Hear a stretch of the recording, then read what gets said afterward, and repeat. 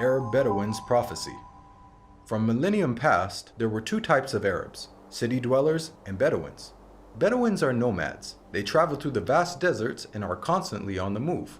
Even during the golden age of Islam, when Arabs were the richest and most learned people on earth, Bedouins remained in virtually the same state that they had been for thousands of years, poor, uneducated, and cut off from the rest of the world.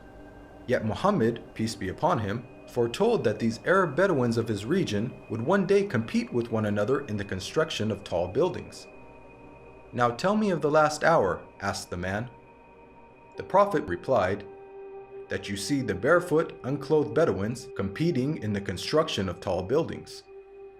Today we find in the Arabian Peninsula, the Bedouins who used to be impoverished herders of camels and sheep are now not only competing with one another, but also the entire world to construct the world's tallest buildings. How did one of the poorest people on earth, who literally wore rags, become the wealthiest nations on earth? One thing that made this rapid change possible was the discovery of oil. The seemingly empty deserts of the Bedouins had it in abundance. They went from camels to Cadillacs in a single generation. The construction of tall buildings among the Arab Bedouins has even reached Mecca, Muhammad's city of birth. The last few decades have seen a massive surge in building construction in Mecca. The famous Mecca Clock Tower is currently the third tallest building in the world. In order for such construction to be possible, many of Mecca's ancient mountains had to be demolished in order to make room for the tall buildings that had sprung up. Amazingly, this is also something that Muhammad had foretold. He said, "The hour will not be established until the mountains are moved from their places." This tremendous feat of demolishing entire mountains has only been made possible in the 20th century with the advent of technology such as explosives. It's important to point out that Muhammad himself was a simple man and wanted other Muslims to maintain that simplicity. He did not like Muslims to be extravagant. So, if he wanted to will this prophecy to become true, he would have to encourage the Arabs to build tall buildings, yet he never did. Spread of sexual immorality and disease. Muhammad, peace be upon him, revealed that the Day of Judgment would not take place until sexual immorality had become so prevalent and normalized that it would begin to be carried out even in public places. He said, "The hour will not be established until people fornicate with each other in the road, just as donkeys fornicate." Today we live in a world where we are being constantly bombarded with explicit sexual imagery, be it in TV, film, or advertising. And with the advent of the internet, pornography has now become readily available at any time and any place. In fact, we are finding more and more stories in the news of people being arrested for having sex in public.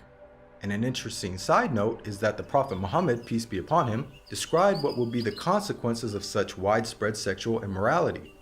He said, "Never does sexual perversion become widespread and publicly known in certain people without them being overtaken by disease that never happened to their ancestors who came before them." The increase of sexual immorality has seen the emergence of previously unheard of diseases such as AIDS, just as the Prophet Muhammad had forewarned. A world steeped in interest. Muhammad, peace be upon him, claimed that the practice of interest would one day become so dominant that even those who try to avoid it will still feel its impact.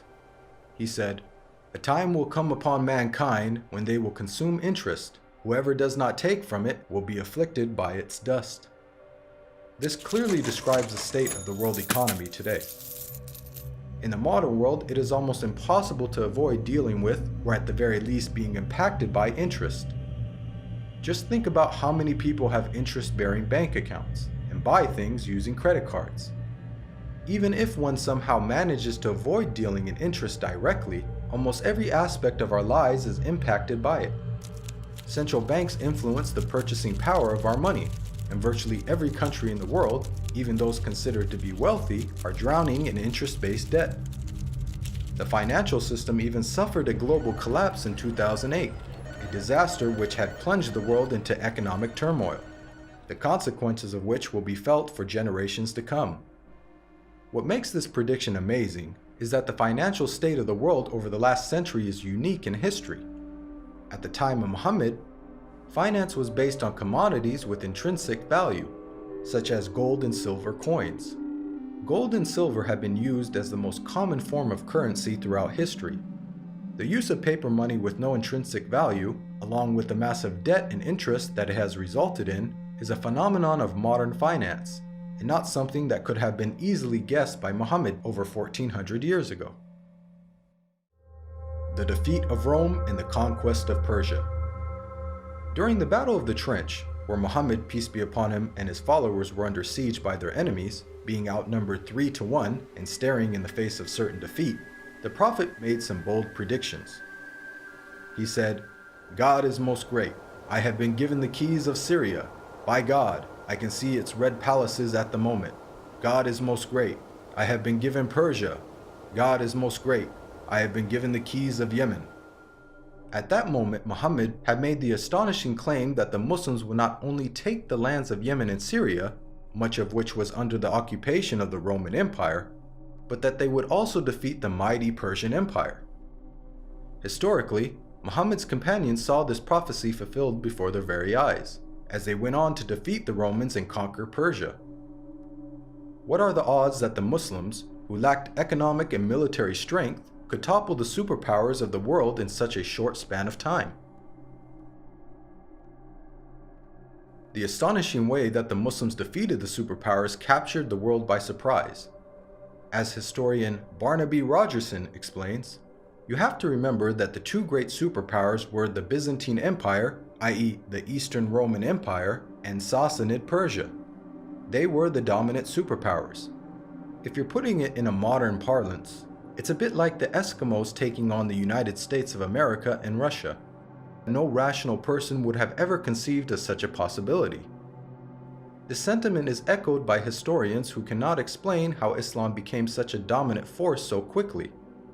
Professor of Byzantine Studies, Andrew Louth, wrote, "The speed with which the eastern provinces of the Byzantine Empire succumbed to the Arabs remains to be explained by historians."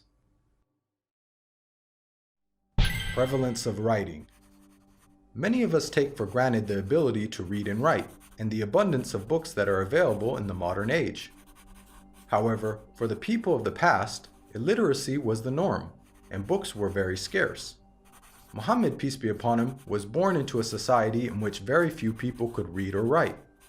It is estimated that the number of people who were literate in his locality of Western Saudi Arabia did not exceed 17. Muhammad himself could not read or write. Against this backdrop, the Prophet Muhammad made the prediction that writing will one day become widespread among mankind.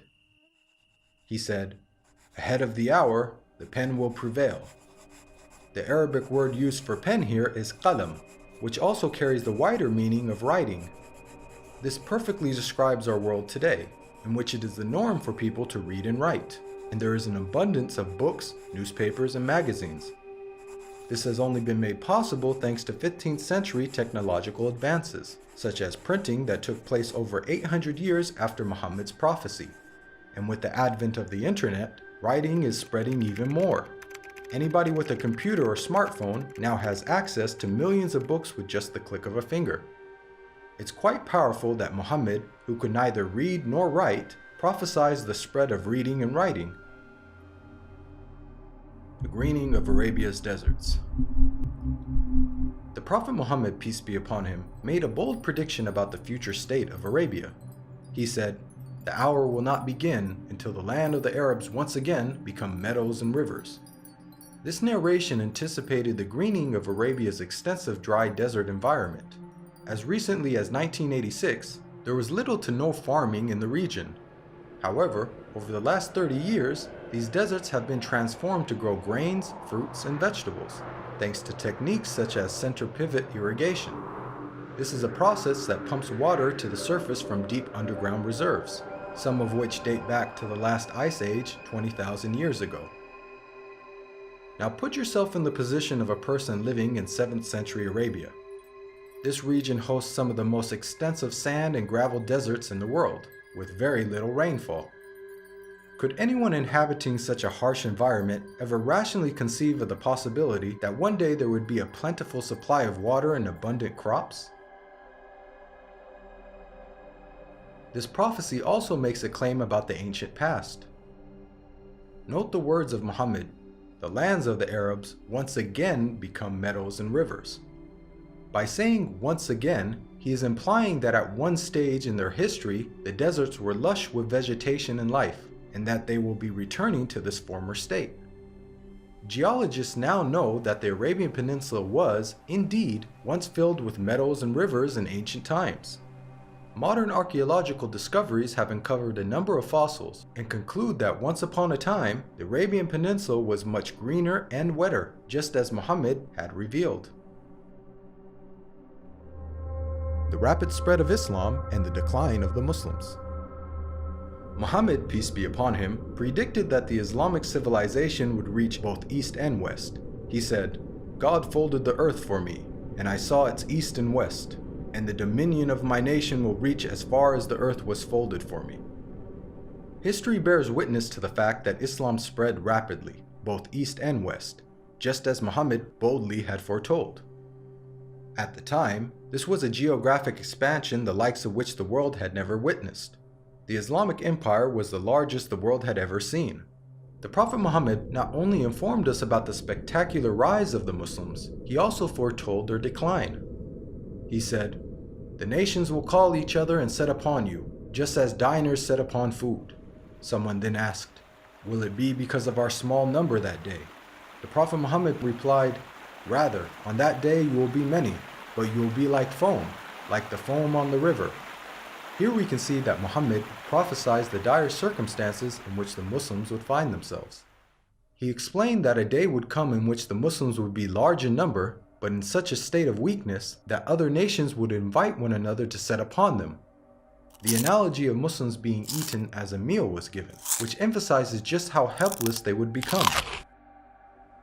This prediction accurately describes the radical turn of events that took place in the Muslim world in the 19th and 20th century. Prior to this, the Muslim lands had grown to become some of the most powerful in the world. From the time of the death of Muhammad until the 19th century, the Muslims were economically, politically, militarily, and technologically far ahead of most of the world. Then the unthinkable happened. Nearly all the Muslim world was occupied, colonized, and militarily defeated by non-Muslim nations. Russia had annexed the Caucasus. France controlled Algeria, Morocco, and Tunisia. Great Britain occupied Egypt, Syria, Iraq, Palestine, and India. And the Dutch controlled Malaysia and Indonesia. Of the 50 Muslim countries that exist today, only a few survived occupation, and the ones that did were still subject to colonial masters. All of this is just as the Prophet Muhammad had predicted.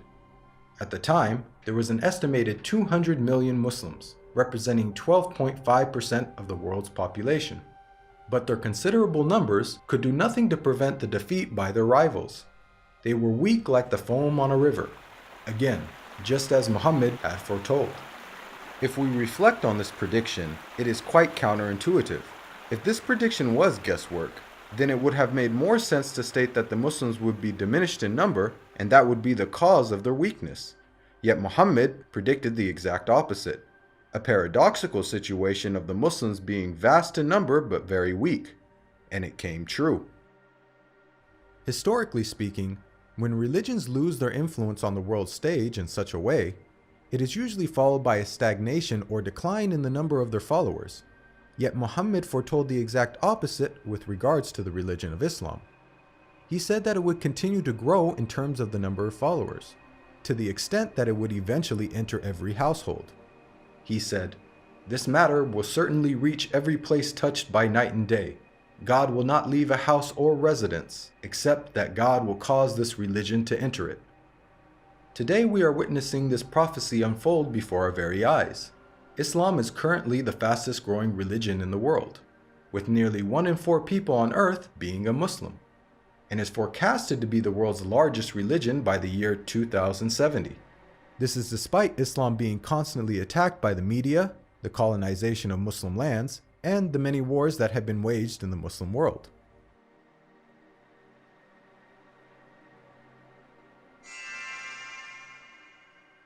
Even the name Muhammad has prophetic implications. It's an Arabic word that means the praised one.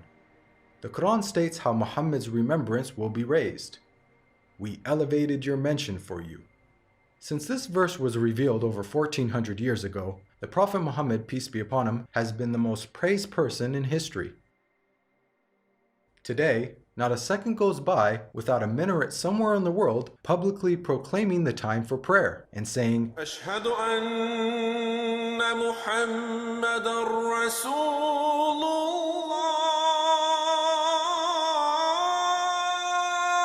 I bear witness that Muhammad is the messenger of God. أشهد أن محمدًا رسول الله.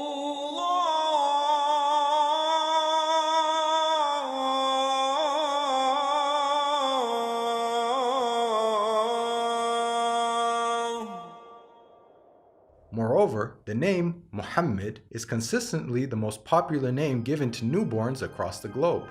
This is despite the fact that Muhammad never encouraged Muslims to adopt his name. In fact, he said that the best names are Abdullah and Abdurrahman.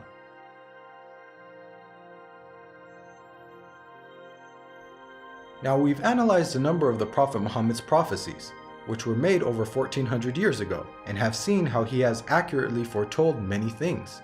Purely from the standpoint of basic probability, for someone to accurately guess about such future events, which spanned across multiple nations in different time periods, many of which were outside the sphere of Muslim influence, to give so many predictions without making a single mistake is utterly impossible. Today, millions of people believe in false prophets and follow false systems for guidance in life. As human beings, we're willing to follow false prophets, man-made systems, and baseless superstitions, but why don't we accept the real guidance when it comes from God? God empowered the Prophet Muhammad with accurate prophecies as a way for us to distinguish the true prophets from the false. Truth has now arrived, and falsehood perished, for falsehood is, by its nature, bound to perish. This video is based on the book, The Forbidden Prophecies. To learn more about the evidences for Muhammad's prophethood, please download your free copy of the book at the link below.